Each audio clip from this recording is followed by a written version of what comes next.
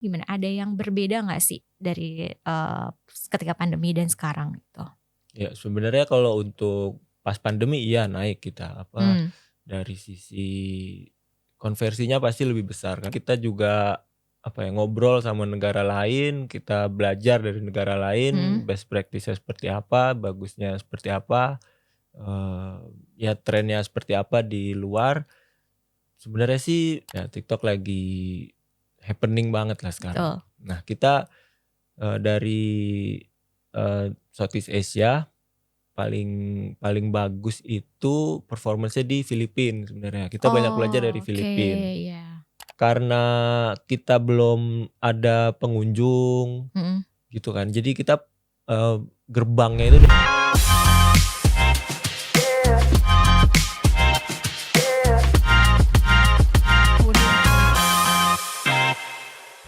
Halo teman-teman brand, kembali lagi dengan saya Dini. Kita kembali di podcast Kompas.id di Ruang Tamu Kompas. Nah, pada kesempatan kali ini kita kedatangan seseorang yang spesial nih, yang ada berkecimpung di dunia moms and baby. Oke, tanpa menunggu berlama-lama, kita perkenalkan Mas Brian Prakoso. Halo Mas halo Brian. Mbak Dini. Apa kabar Mas? Baik alhamdulillah. Oke, nah Mas Brian ini adalah salah satu seorang yang sudah expert ya di bidang moms and baby dan sudah memelalang buana nih di brand-brand mom and baby. Oke, mungkin Mas Brian boleh nggak perkenalkan kepada teman-teman brand Mas Brian saat ini mungkin bekerja di industri apa? Kalau tidak bisa menyebutkan perusahaannya nggak apa-apa gitu ya. Dan Oke. pengalamannya pernah di mana aja Mas? Sebelumnya thank you juga buat Kompas udah ngundang saya di acara Ruang Tamu Kompas ya. Ya Ruang Tamu betul.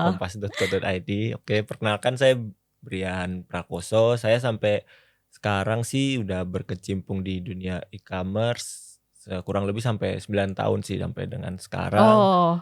Terus kalau untuk spesial di mom and baby-nya kurang lebih 6 tahun lah handle mom and baby. Oh, semuanya di brand? Pindah-pindah juga sih, kanan kiri juga. Maksudnya dari awal saya sempat di awal-awal karir saya sempat di, marketplace, di sisi Oke. retailnya. Kita ngobrol dengan brand, terus kita develop dengan brand, sampai kita implementasi di, marketplace itu sendiri.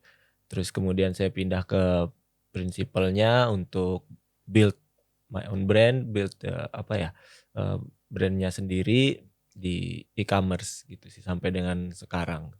Brand-nya juga lumayan bervariasi dari mulai, susu formula, terus sampai dengan skincare untuk bayi, gitu-gitu sih. Oke, berarti dulu pernah di marketplace gitu ya, dan Marketplace itu juga di kategori moms and baby Iya. atau kategori yang lain Mas? Sebenarnya pindah-pindah setiap tahun tuh, Ya. tapi spesifik di mom and baby-nya setahun sih, setahun Oh handle ya, jadi mom and baby kategori. sudah pernah di marketplace dan juga sekarang di brand gitu ya. Iya, kurang Dan lebih tadi seperti menarik itu. nih, karena memang di moms baby tuh paling besar saat ini kalau nggak di susu formula ya di Popok. skincare gitu ya, atau popok ya, popok dan juga skincare. Dan Mas Brian udah pernah ada di brand-brand tersebut gitu ya. Kurang lebih seperti itu. Oke. Nah, di kesempatan kali ini nih Mas, hari ini kita pengen bincang-bincang dan diskusi terkait social commerce. Oh, oke. Oke. Nah, sekarang kan udah mulai ramai lagi ya. Mungkin kan kita tahu TikTok gitu ya, ketika di akhir tahun lalu kan memang sempat ditutup dan sekarang sudah dibuka kembali gitu. Nah, kalau dari Mas Brian sendiri gitu, boleh nggak sih di-share sebenarnya dari pengalaman Mas Brian yang sekarang gitu, melihat tren dari moms and baby di industri e-commerce gitu ya khususnya, dan mungkin boleh sharing juga gimana di social commerce itu seperti apa gitu. Oke. Kalau mom and baby sekarang sih player-nya mulai dari bukan marketnya, pemainnya dulu lah ya. Pemainnya itu udah semakin banyak gitu. Even sampai lokal player tuh udah banyak bikin brand sendiri lokal dan lumayan berpengaruh gitu di market karena produknya juga bagus, komunikasinya bagus, nyampe ke masyarakat. Jadi kebetulan saya handle-nya kan brand global Baby care ya. ya Oh maksudnya ya. brand internasional gitu. Ya. Jadi lawan yang lokal bukan lawan sih apa ya ya Berkompetisi dengan yang dengan yang lokal ya. lokal lumayan berpengaruh juga gitu. Oke. Terus kalau untuk social commerce sebenarnya ini pengalaman pertama harusnya sih buat semua pemain ya, buat semua player gitu. Kebetulan saya handle-nya global brand dan premium juga, jadi kita nggak bisa sembarangan enter the market gitu di social commerce. Jadi persiapannya cukup banyak, cukup kompleks karena kita pengen delivernya itu kesannya juga harus mewah karena kebetulan kita kan brandnya premium Premium juga ya. yang saya bawa, yang kita bawa gitu sih. Oke, kalau Mas Brian melihat sekarang ya perkembangan dari social commerce itu sendiri, itu khususnya untuk di moms baby kategori sebenarnya oke nggak sih ini kita akhirnya terjun gitu ya, apalagi brand-brand premium gitu di social commerce itu sendiri. Sebenarnya kita juga kebetulan saya di global brand, kita juga ngobrol sama negara lain, kita belajar dari negara lain, best practice seperti apa, bagusnya seperti apa, ya trennya seperti apa di luar.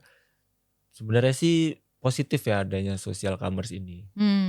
Dengan pengalaman yang baru, kita punya insight juga dari luar, itu positif sih. Jadi kita prepare-nya memang lebih lama, kita termasuk yang terlambat gitu masuk ke market. Cuman untuk dari hasilnya sampai dengan sekarang sih kita cukup puas juga sih. Oh, promising lah ya. Promising juga sih. Kalau kita melihat gitu ya industri e-commerce khususnya dari 2020 saat pandemi gitu ya, dan sekarang udah lewat pandemi kan kita tahu semua dari narasumber kita yang sebelumnya juga bilang ketika pandemi mereka penjualannya bisa oke gitu ya di e-commerce, tapi ya sekarang mereka perlu catch up lagi gitu ya. Nah, kalau dari kategori moms and baby sendiri gimana? Ada yang berbeda nggak sih dari ketika pandemi dan sekarang gitu? Ya sebenarnya kalau untuk pas pandemi iya naik kita dari sisi konversinya pasti lebih besar karena mereka nggak bisa belanja di offline, terus kebutuhannya juga tetap berjalan kan untuk si bayinya. Jadi memang kita bertumbuh lumayan pesat pas pandemi gitu. Dan untuk secara behavior tetap saya ngeliatnya sih masih banyak orang yang lebih nyaman itu belanja di offline gitu karena bisa ngobrol dengan SPG-nya gitu, bisa ngobrol dengan ya penjual di toko baby shop lah ya. Terus mereka bisa langsung compare juga produk kanan kiri mana yang terbaik untuk bayinya gitu. Karena buat bayi sih menurut saya ibu tuh pasti pengen yang terbaik kan buat anaknya, makanya mereka untuk belanja di offline langsung bisa compare dengan produk lain itu masih berpengaruh gitu. Nah, tapi setelah pandemi kemarin cara belajarnya itu agak berbeda, jadi ya sudah mulai terbiasa lah. Cuman memang setelah pandemi selesai, memang tidak sebagus dengan yang ketika during pandemi gitu ya. Sih. Orang udah mulai start belanja offline lagi. Penjualan di baby shop kita juga udah lebih meningkat pesat sih sekarang kalau di 2023-2024 ini gitu. Oke, berarti memang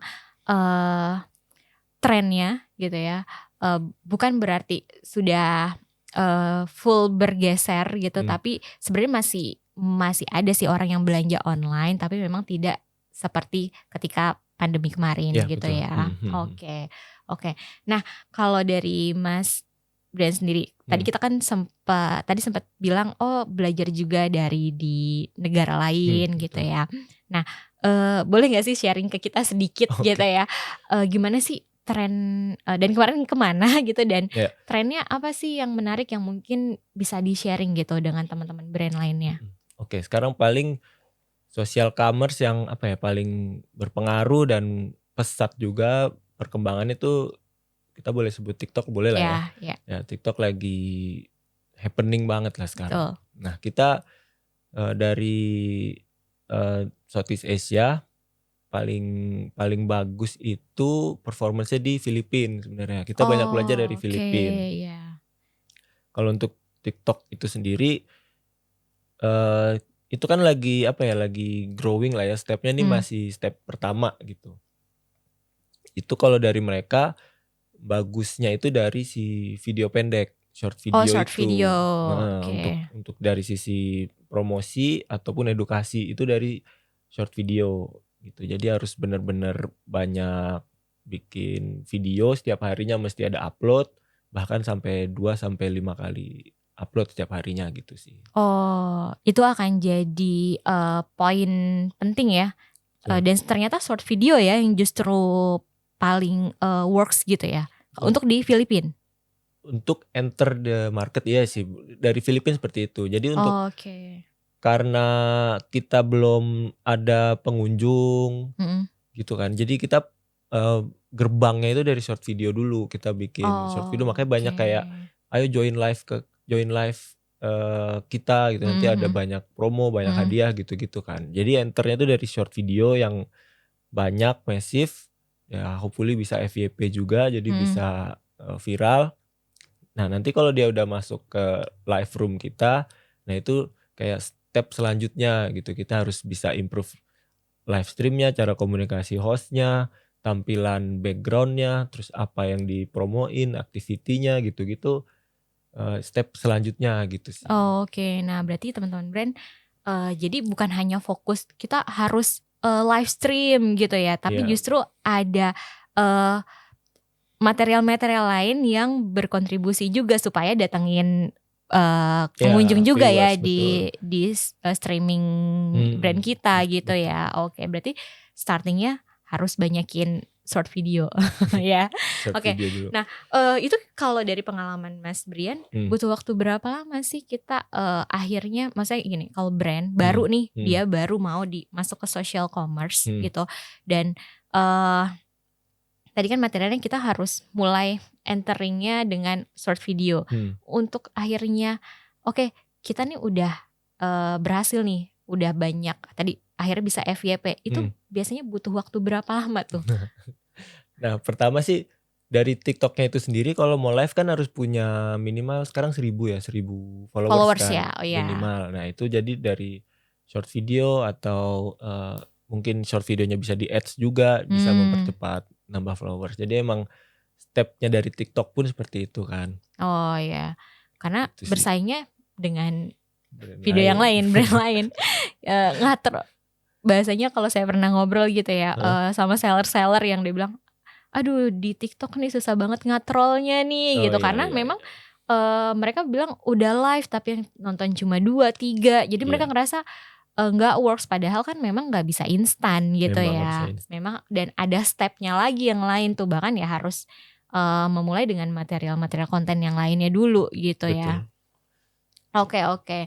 Nah kalau tadi di Filipina gitu ya Mas Brian, berarti saat ini apakah memang acuan kita gitu ya khususnya untuk di Indonesia di social commerce, apa kita harus melihat kita lihat dulu di Filipina atau sebenarnya baiknya kemana, kan kalau negara asalnya TikTok nih China gitu ya, Tiongkok gitu, nah kita perlu kesana nggak? Nah kalau di China itu udah mature ya, udah dewasa lah marketnya.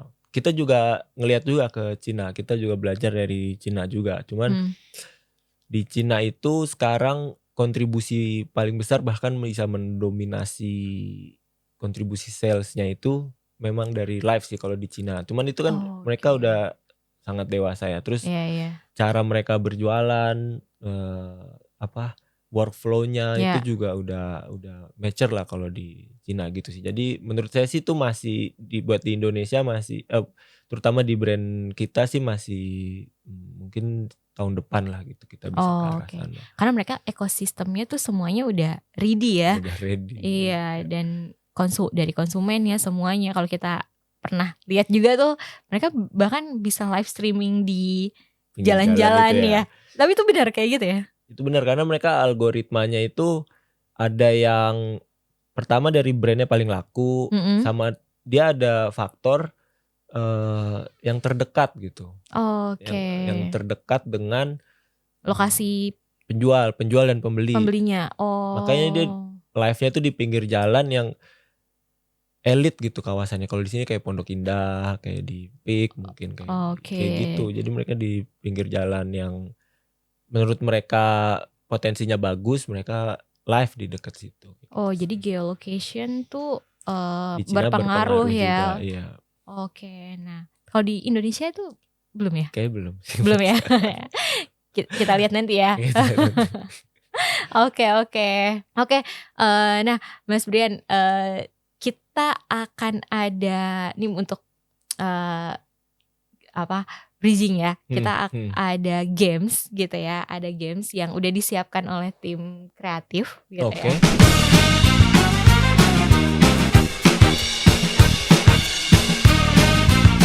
Jadi ini gamesnya simple aja, hanya disordered, jadi gak usah tegang-tegang. Tadi dikerjain tuh sama tim kreatif. Bener ya. Iya. Gak di brief lagi nih games. Iya. Kalau di brief nanti kita ini gak seru. Gak seru ya, oke. Jadi nanti aku akan sebutin, Mas Brian cukup pilih aja salah satu dari yang aku sebutkan gitu ya. Dan kita jawab cepat aja lah gitu. Ini semuanya gampang sih kalau aku lihat pertanyaannya ya. Kayak yang gak terlalu untuk gak pakai mikir. Oke. Mas Brian, pilih tenis atau pencak silat? Tenis, oke. Kalau di tenis lebih seneng rally panjang atau pendek? panjang. Pahit atau manis? Pahit. Kopi atau teh? Kopi, oke. Tadi makanya minum kopi ya. Iya. Pagi hari ya. Oke. Lebih seneng siang hari atau malam hari? Malam, karena bisa istirahat. ya. Lebih seneng lari ke hutan atau lari ke pantai? Ke hutan. Oh, hutan. Lebih suka yang hijau-hijau ya? Iya. Lebih seneng berenang atau trekking? Trekking nih ini ya, nanjak naik gunung ya? Iya, trekking sih oke. Oh, makanya cocok nih hutan, trekking. Bisa gak main tenis di hutan? Enggak ya? Kalau ada lapangannya boleh lah. Oh iya. Lebih seneng di Jakarta atau di Bali? Di Bali. Bali. Kenapa nih Bali? Ya di Jakarta udah terlalu padat aja. Oke. Bali lebih dekat ke pantai tapi ya, bukan ke hutan. Ada hutannya juga. Oh, ada hutan ya. Ke Gunung Batur. Oke. Lebih seneng pakai apa sih ini? Oh, celana panjang atau celana pendek? Pendek sih sebenarnya. Lebih homey, lebih nyaman. Casual aja. Casual, oke. Lebih memilih untuk nggak bawa topi atau nggak bawa sunglasses? Nggak bawa sunglasses. Oke. Pakai topi. Oke. Pilih Instagram atau TikTok? Instagram ya. Lebih seneng jadi e-commerce expert atau data science? E-commerce itu tetap. E-commerce. Nah, terakhir pilih warna biru atau merah? Biru. Oke, ya. Oke, itu aja sebenarnya. Oke. Seru nih ya Mas Brian ya. Kita jadi lebih kenal nih Mas Brian. Ternyata seneng tenis dan seneng naik gunung, teman-teman. Oke. Cukup personal ya, kaget juga. Saya kira tetap profesional gitu. Karena ketahuan deh nih ya. Jadi tim kreatifnya Kompas ngepoin Mas Brian dulu nih. Lewat mana itu ya? Saya luar biasa sih. Oke. Nah, kita coba lanjut diskusi lagi ya tentang social commerce, e-commerce dan industri di moms and baby itu sendiri gitu. Nah, kalau Mas Brian sendiri ngerasain ketika, karena kan Mas Brian nih dari awal hadirnya social commerce udah ada di industri ini dan udah handle e-com dari brand moms baby gitu ya. Ngerasain gak sih dampak yang ditampilkan dari kedatangannya si social commerce ini gitu, berdampaknya sejauh apa? Kalau saya ngeliatnya sih dampaknya ya tadi positif. Kebetulan kita brandnya itu lumayan premium, itu butuh edukasi lebih jadinya kan kalau untuk produk premium. Nah kalau di social commerce ini kita bisa deliver edukasinya itu lebih dapat lah istilahnya, lebih nyampe ke customer kita gitu sih. Dampak yang paling utama yang kita rasain sampai dengan sekarang. Oke, dan berarti cukup efektif ya? Cukup efektif kalau Cukup efektif ya. untuk edukasi kenapa harus beli brand kita, kenapa ya itulah. Jadi kita bisa edukasi, customer juga bisa komunikasi dua arah, jadi lebih dapet sih. Oke, berarti ada perubahan strategi nggak sih dari tim brand gitu ya dengan adanya social commerce ini, khususnya tadi strategi ke konsumennya kah atau apa justru jadi nambah target baru? Kalau untuk strategi sih enggak sebenarnya, karena kita masih di tahap awal gitulah kalau untuk di social commerce. Paling kita masih lebih ke ngikutin tren, terus kita gimana caranya biar bisa improve juga di social commerce ini gitu sih. Kalau untuk strategi garis besarnya sih enggak terlalu gitu. Oke, nah kalau pasti ya kan kita selalu pastilah teman-teman brand tuh sebelum menentukan strategi kan pasti ada researchnya dulu. Betul. Gitu. Nah biasanya dari Mas Brian sendiri ngeliatin apa nih gitu buat teman-teman brand belajar juga gitu. Iya oke sih. Ini sebenarnya juga relate juga sama kompas.co.id juga. Jadi saya sempat kaget juga ngelihat datanya itu juga. Nah tadi saya sempat bahas di awal karena banyak brand lokal baru yang masuk ke market, ke pasar. Nah ini saya ngelihatnya brand lokal ini yang baru itu bisa viral gitu di TikTok. Bisa bahkan penjualannya nomor 1 di TikTok. Berbeda dengan kita yang udah enter the market udah dari lama. Kita besarnya itu di tempat yang lain gitu. Ya kalaupun di online di marketplace yang lain gitu ya. Lain, di di Shopee lah. Paling besar tuh Mom and Baby. Semua juga udah tahu lah. Nah tapi si brand lokal ini tuh bisa nomor 1 di TikTok. Itu juga sih yang bikin kita jadi ibaratnya hijau lah matanya. Kita ngeliat peluang baru. Jadi kita harus bisa juga lah kayak mereka gitu sih. Itu yang ngedorong kita juga buat bisa masif di TikTok. Ya dengan bantuan kompas.co.id juga, dia ngasih lihat kalau brand ini tuh nomor 1 penjualan itu dari si TikTok ini kayak gitu. Oke ya. Jadi kita lihat kenapa nih dia bisa besar di sini. Betul. Gitu. Akhirnya jadi dikepoin ya. Dikepoin ya. Ya, jadi memang kita perlu nge-research dulu nih teman-teman brand ya. Jadi sebelum kita di enter the market harus tahu dulu medannya kayak apa nih gitu ya. Nah itu yang dilakukan sama Mas Brian dan tim. Betul. Untuk akhirnya sebelum masuk ke social commerce itu sendiri. Sampai researchnya sampai jauh loh ke Filipina, ngelihat ternyata ke China. Nah itu sangat penting gitu. Jadi buat teman-teman brand sangat perlu gitu ya sebelum enter the market di research dulu supaya nanti nggak salah langkah gitu ya. Oke, nah kita pengen ngomongin kalau kita boleh flashback gitu ya social commerce di Indonesia kan dulu TikTok sempat tahun lalu gitu ya mungkin pertengahan tahun lalu digadang-gadangkan teman-teman brand mulai banyak yang ngelirik gitu ya. Tiba-tiba Oktober di close dan akhir tahun akhirnya bisa open lagi ya selama beberapa bulan. Nah itu gimana nih Mas Brian dan tim brandnya gitu ya menyikapi kejadian kemarin, fenomena kemarin gitu. Sempet kaget gak? Wah itu shock sih kita karena notisnya juga pendek banget. Dari mulai rumor, kita make sure lagi ke tim TikToknya, mereka nggak bisa jawab, nggak mau jawab, sampai akhirnya mereka ngasih notif lah ya, beberapa hari ke depan kita udah tutup gitu. Jadi lumayan shock juga. Nah kita sebenarnya sih menyayangkan juga karena kita udah lumayan progresnya, hasilnya juga udah kelihatan, investmentnya pun udah jalan, tapi tiba-tiba di tengah-tengah tutup. Oh, Gitu. padahal Jadi udah dapet nih ya feel-nya buat di sana ya. iya. Akhirnya ketika reopening langsung open lagi nggak tuh? Kan kalau nggak salah pas 12-12 ya. betul.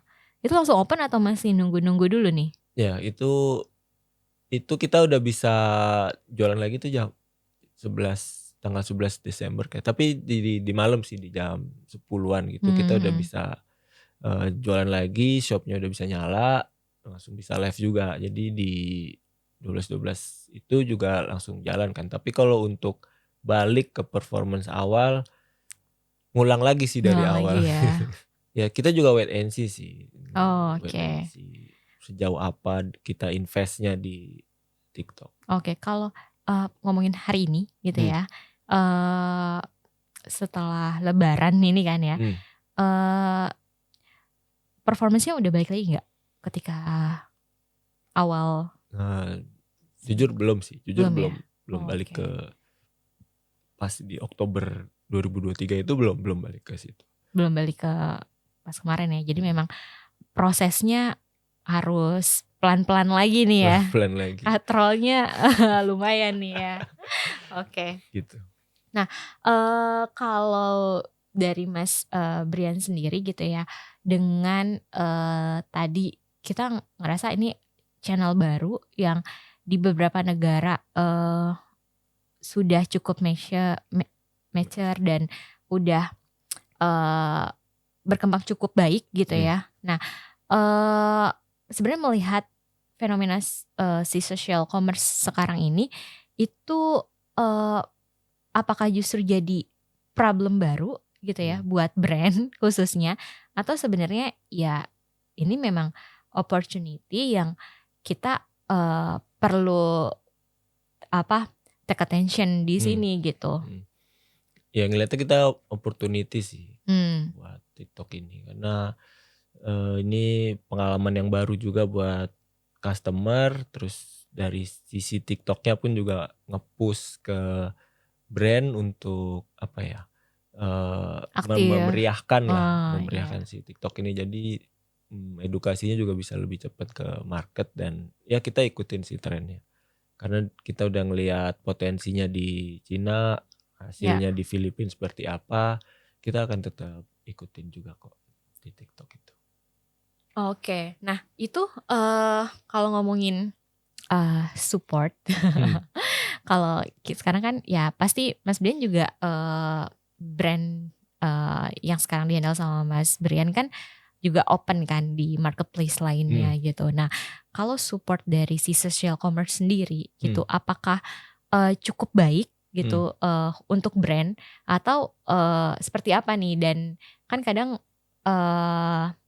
biasanya kan kalau dari sisi brand ya, saya pasti akan lihat gimana support yang dikasih sama marketplace nih untuk kita akhirnya bisa memang up di platformnya mereka gitu. Nah, kalau dari social commerce sendiri tuh gimana? Oke. Jadi pasti semua juga aware lah, sampai ke customer pun pasti aware, karena maksudnya di TikTok sebelum tutup di Oktober, di September itu promonya, campaign-nya itu masif banget kan, ada promo tanggal tua, bukan campaign payday lagi, malah di tanggal tua dia bikin campaign. Terus campaign kategori kayak mom and baby kategori, fashion gitu, mereka juga bikin setiap bulannya tuh ada di week keberapa atau hari apa, di setiap hari apa itu mereka ada campaign. Setelah buka campaign itu kan belum ada lagi kan sampai dengan sekarang, belum heavy tahun lalu sebelum tutup. Gitu. Jadi kalau untuk TikTok kita sampai dengan sekarang sih kita masih live, kita masih nge-live setiap harinya, kita bisa sampai belasan jam juga setiap harinya kita nge-live.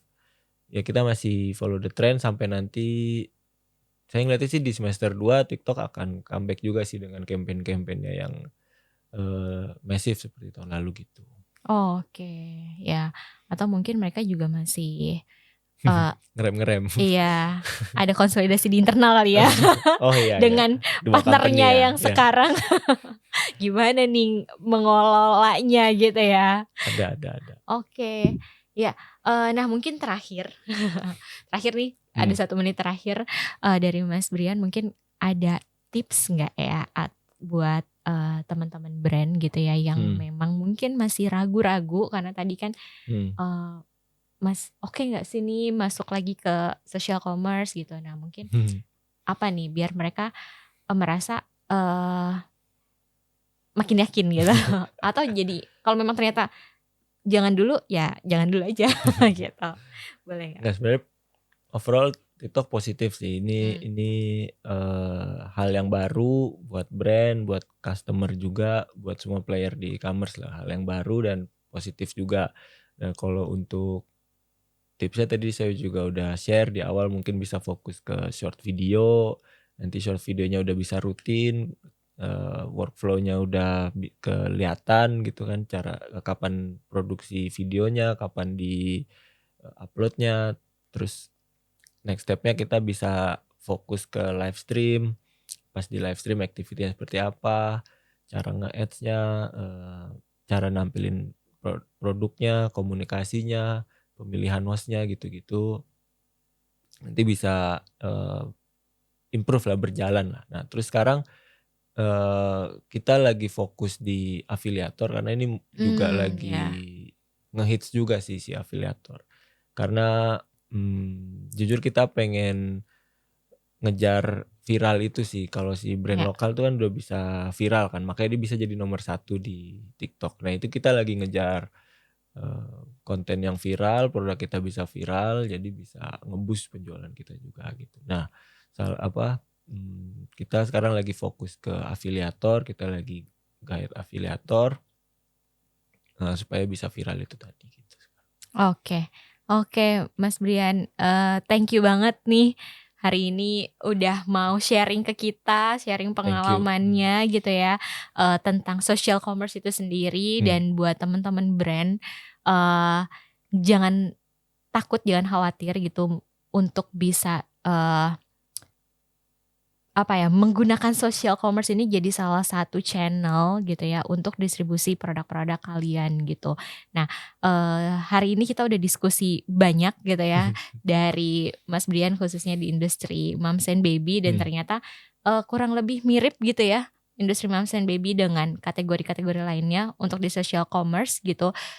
Dan tadi sudah dikasih tips-tipsnya kalau untuk masuk ke social commerce. Persiapkan, tolong di planning semua material-material kontennya. Jadi jangan cuma fokus ke live streaming aja gitu.